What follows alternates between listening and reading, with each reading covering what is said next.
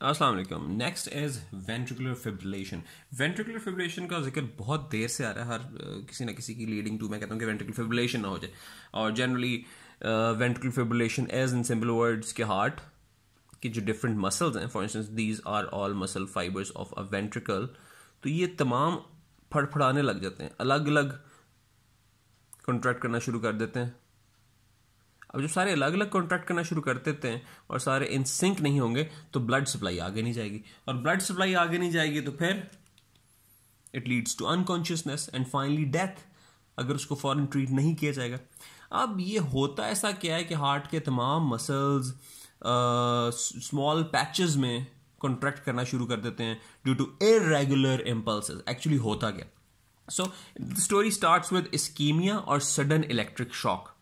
जब भी इस्कीमिया होगा, सडन इलेक्ट्रिक शॉक होगा, तो an irritable focus appears in ventricle.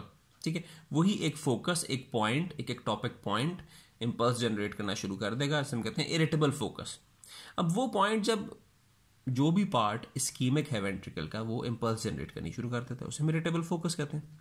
अब चलो, इंपल्स तो उसने जनरेट कर दी, असल चक्कर ये है कि वो इंपल्स सर्कस मूवमेंट्स करने लग जाता है, जिसको हम फिनोमिना ऑफ री एंट्री भी कहते हैं।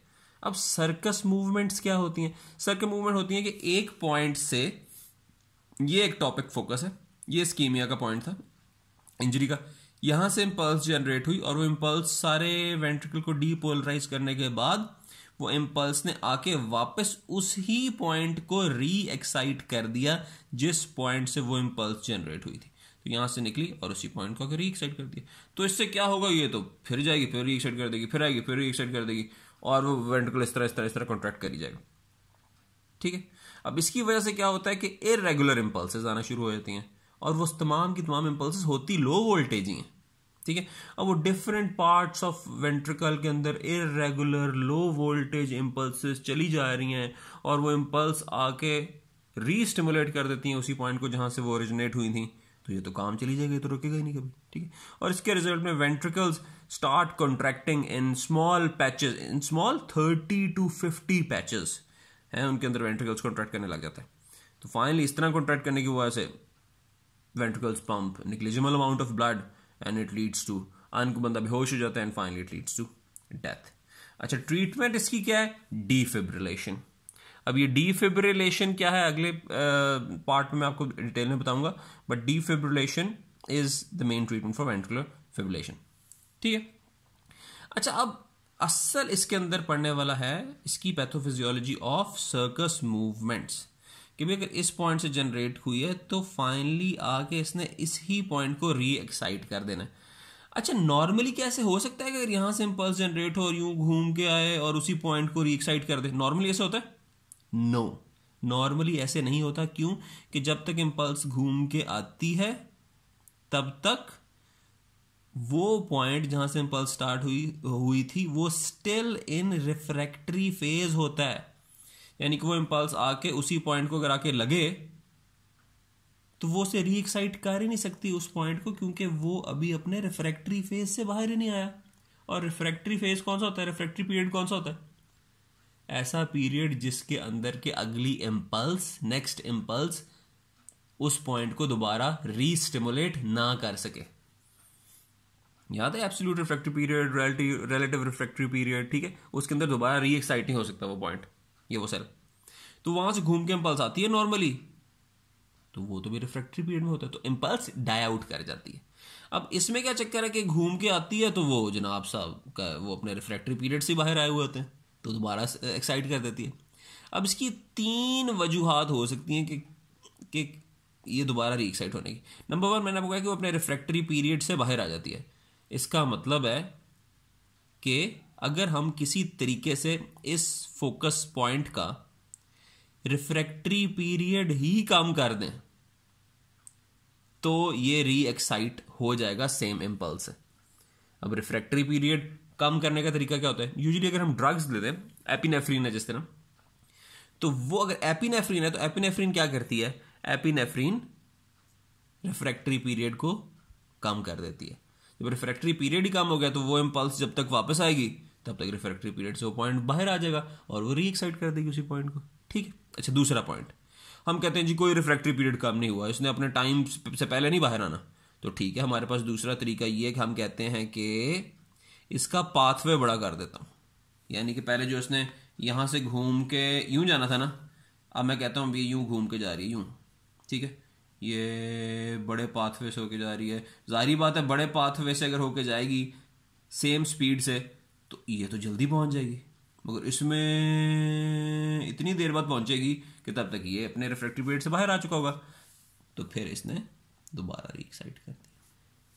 तो पहला चीज जो था कि हम रिफ्रैक्टिव पीरियड को कम कर दें, दूसरा मैंने कहा नहीं करना जी रिफ्रैक्टिव पीरियड कम, तो आप कहें चलो ठीक है पाथवे को ही लॉन्ग कर देते हैं, ये लंबे से पाथवे से होके आ रही है इम्पल्स।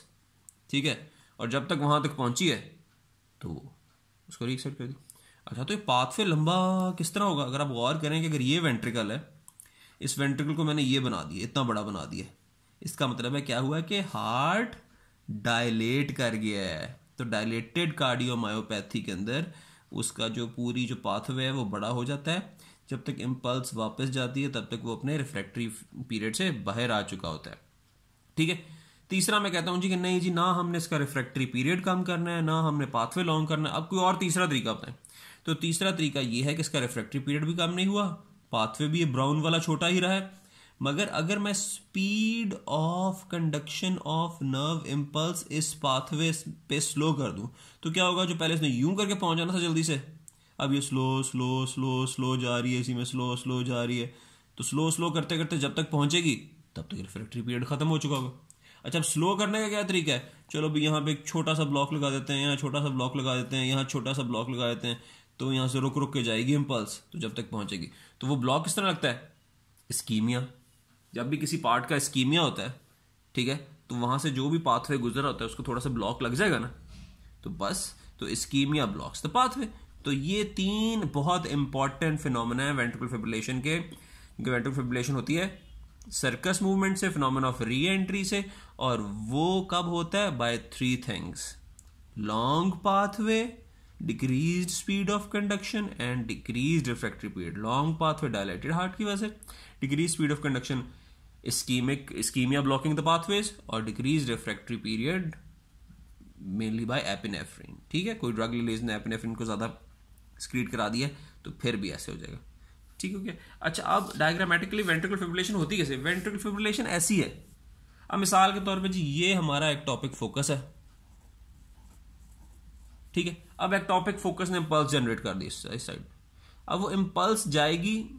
अब तमाम हार्ट के पार्ट्स का रिफ्रैक्टरी पीरियड एक नहीं है।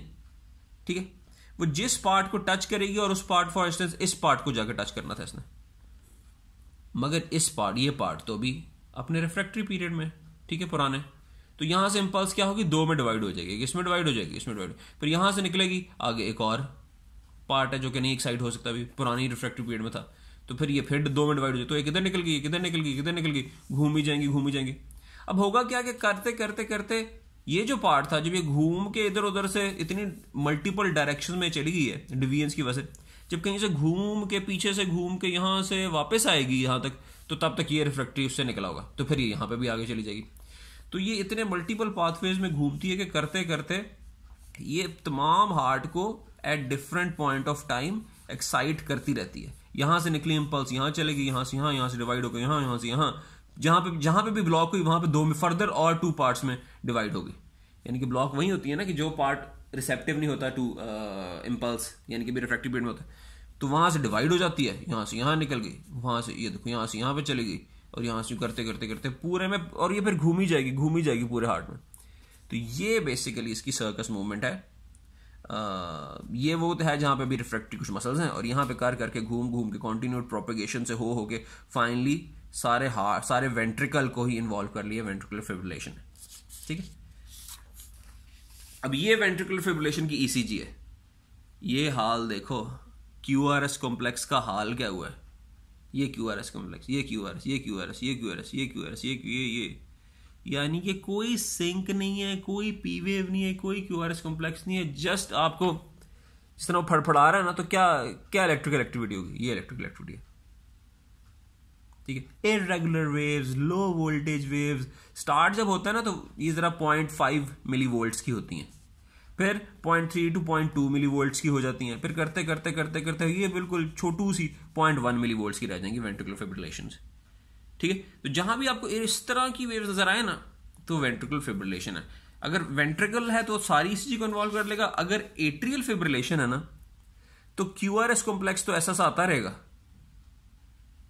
ठीक है, मगर जो पी वेव की जो जगह है ना, ये वाली जो पी वेव की जगह, वहां पे आपको ऐसी ऐसी ऐसी ऐसी इस तरह की वेव्स नजर आएंगी। ठीक है, इस तरह की वेव्स नजर आएंगी आपको पी वेव वाली जगह पे। ठीक है, तो और ये देखो ये बेसिकली टी वेव है, ये पी वेव एक आ गई है सही, ये बीच में ऐसे फ्लैट सा था, तो बेसिकली अगर आप देखेंगे तो इससे भी ज्यादा ना ऐसे ऐसे ऐसे ऐसे करके होंगे, ये एट्रियल फिब्रिलेशन है। ठीक है, दिस इज एट्रियल फिब्रिलेशन। तो एट्रियल फिब्रिलेशन में जिस जगह पे पी वेव आती थी ना, उस जगह पे पी वेव वाले पॉइंट पे इस तरह के वोल्टेज आने शुरू हो जाएंगे। ठीक है, तो सेम आपको पी वेव तो नजर आएगी ही नहीं, वहां पे हल्के फुल्के वेव्स नजर आएंगे। ठीक है, क्यूआरएस कॉम्प्लेक्स तकरीबन आपके नॉर्मल ही होंगे। ठीक है, क्योंकि वो जो वेव्स हैं एट्रिया वाली, वो जब आगे जाएंगी एवी नोड से आगे चली जाएंगी तो फिर आगे तो नॉर्मल रहेगा ना काम, वो तो एवी नोड तो पास ही उन्हें करने देगा, जो अपने रिफ्रैक्टिव पीरियड से निकल के पास करने देगा। ठीक है, हार्ट रेट बढ़ जाएगा, जाहिर बात है वेंट्रिकुलर कॉन्ट्रैक्शन का रेट बढ़ जाएगा। ठीक है, मगर क्यूआरएस कॉम्प्लेक्स तकरीबन नॉर्मल ही रहेगा, और पी वेव या नहीं होगी या फिर low voltage high frequency P waves नजर आएंगे। ठीक हो गया। कॉज इसके भी वही है, डायलेशन, स्लो कंडक्शन और ड्रग्स, एट्रियल फिब्रिलेशन के भी। ठीक है, अब वेंट्रिकुलर फिब्रिलेशन जो मैंने आपको पहले ये दिखाई थी, ये तो खतरनाक बात है बहुत ज्यादा, वेंट्रिकल्स तो अब आगे ब्लड पंप ही नहीं कर सकेंगे, वेंट्रिकल से आगे ब्लड जा ही नहीं सकेगा। ठीक है, मगर अगर एट्रिया में फिब्रिलेशन हो तो फिर क्या मसला है, तो फिर सिर्फ थोड़ा सा मसला होगा, और वो क्या होगा, वेंट्रिकुलर फिलिंग को या वेंट्रिकुलर पंपिंग को एट्रिया की कितने % जरूरत होती है, यानी कि अगर एट्रिया काम ना करे तो वेंट्रिकल अपनी बेस्ट एफिशिएंसी के कितने % काम करता रहता है, तो वेंट्रिकल 70 to 80% तक काम कर जाता है एट्रिया के बगैर ही। वेंट्रिकल को सिर्फ 20 to 30% of blood atrial pumping देता है, बाकी तो डायरेक्टली ही आ जाता था। जब आपको याद था माइट्रल वाल्व खुला होता था, एट्रिया के पंप करने से पहले ही पैसिवली ब्लड एट्रिया से वेंट्रिकल के अंदर आ जाता है 70 to 80%, और जो लास्ट 20% ब्लड है उसको पंप करने के लिए वेंट्रिकल कॉन्ट्रैक्ट करता था। और अब अगर वेंट्रिकल सॉरी एट्रिया कॉन्ट्रैक्ट करता था, लास्ट 20 to 30% ब्लड को एट्रिया से वेंट्रिकल के अंदर पंप करने के लिए एट्रिया कॉन्ट्रैक्ट करता था, स्टार्ट वाला 70 to 80% खुद ही नीचे आ जाता था। तो अब अगर एट्रिया सही तरह नहीं कॉन्ट्रैक्ट कर रहा है, एट्रिया फटफड़ा रहा है, तो सिर्फ 20% कार्डिक आउटपुट में पंगा पड़ेगा। ठीक है, तो इसका 20 to 30% वेंट्रिकुलर पंपिंग पे इफेक्ट है एट्रियल फिब्रिलेशन का। ठीक हो गया। बाकी दूसरा पॉइंट ये है कि डेफिनेटली इररेगुलर रिदम हो जाता है वेंट्रिकुलर कॉन्ट्रैक्शन का भी, जो पल्स है ना वो इररेगुलर हो जाएगी। आप पल्स चेक करोगे ना यहां पे, तो इररेगुलर हो जाती है। इररेगुलर क्यों हो जाती है भाई? इररेगुलर इसलिए होती है कि एट्रिया चूंकि कोई सीक्वेंस में कोई रिदमिकल इंपल्स आगे एवी नोड में ट्रांसफर नहीं कर रहा, कभी कर दी कभी नहीं की, कभी बहुत जल्दी कर दी कभी लेट की। ठीक है, तो जो आगे इंपल्स जा रही है वेंट्रिकल में वो एरिथमिकल इंपल्स है। हाँ, अगर atrial fibrillation at a rate of 250 beats हो रही है तो 250 की 250 बीट्स आगे नहीं चली जाएंगी, वो जाहिरी बात है एवी नोड के रिफ्रैक्टरी पीरियड को जो क्रॉस करेगा वही आगे जाएगा। तो बेसिकली एवी नोड का रिफ्रैक्टरी पीरियड हार्ट रेट को एक लिमिट से ज्यादा बढ़ने नहीं देता, बट यस इररेगुलर रिदम रहता है। ठीक है, देखो यहां पे अगर आप देखें तो यहां पे 2 स्मॉल बॉक्सेस हैं, यहां पे भी 2 स्मॉल बॉक्सेस हैं, यहां पे देखें अगर आप तो यहां पे 3 स्मॉल बॉक्सेस आ गए हैं, फिर 2.5 स्मॉल बॉक्स, तो ये इररेगुलर रिदम है।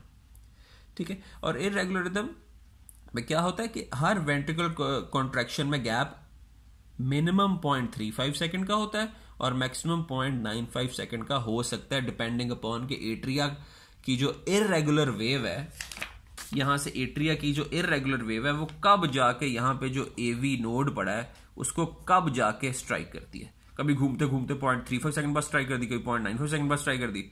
अच्छा ये 0.35 क्यों, इससे कम नहीं हो सकता? 0.35 सेकंड से कम नहीं हो सकता, क्यों?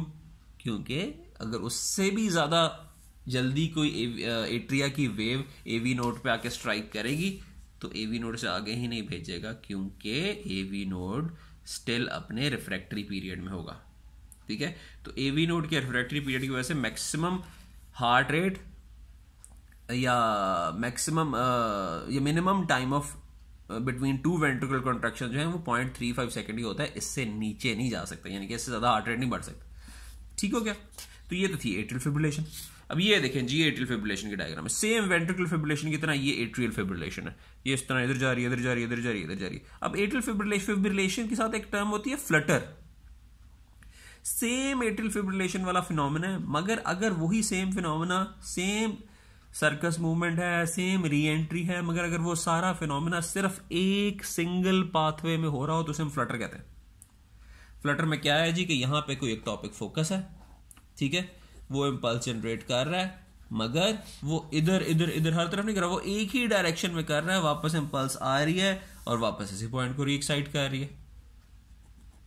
ठीक है, वो जा रही है, वापस आ रही है, वापस इसी पॉइंट को रीएक्साइट कर रही है, तो उसे हम कहते हैं फ्लटर। तो वेंट्रिकुलर फ्लटर भी होता है सेम, एट्रियल फ्लटर भी होता है। फिब्रिलेशन में हर तरफ चली जाती है इम्पल्स, फड़फड़ाने लग जाता है।